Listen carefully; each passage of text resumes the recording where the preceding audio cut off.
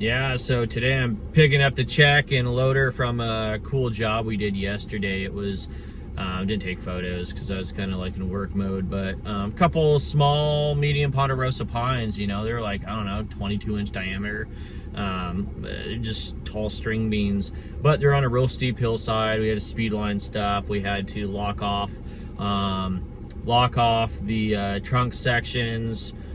So when we felled them, they didn't, make a run for it down the hill. And then we also had a forward, winch log sections up the embankment to, there was a spot up top that was pretty rad. It was a fire truck turnaround. So I was able to use that as a landing for some of it. And it just was fun.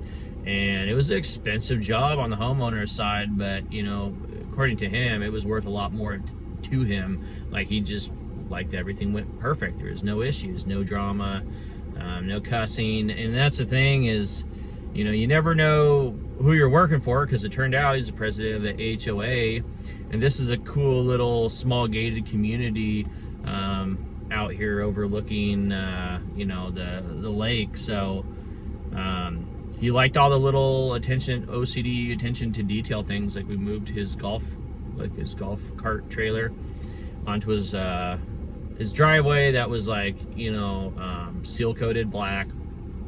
Well, we found a piece of wood to put underneath the jack, because I know sometimes when you disconnect a trailer, it'll sometimes scoot.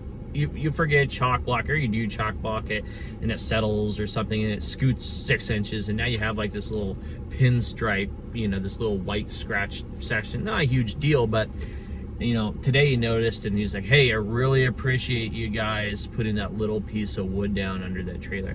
He's like, you guys did all kinds of different things, but he was like, that was the smallest thing, and that meant a lot. So it kind of just goes to show the small things can matter, and you never know who you're working for. It's like, say you take a really good watch, say like a Peugeot or a Lange Zone, and you open up the case, and some of the magic's inside. It's the things that the average person won't see. I mean, really, they don't even care about. But it's to the guy working on the watch, or maybe the owner that is brave enough to crack open the case and and take apart the movement, and be like, oh, why is the engraving behind the escapement wheel? Or oh, look at how the jewels are set in the balance cock. The things like that go unnoticed. To the right people that do notice them, it really can pan out on your end. So we all have to run different kinds of companies. There's all different ways to do this, but attention to detail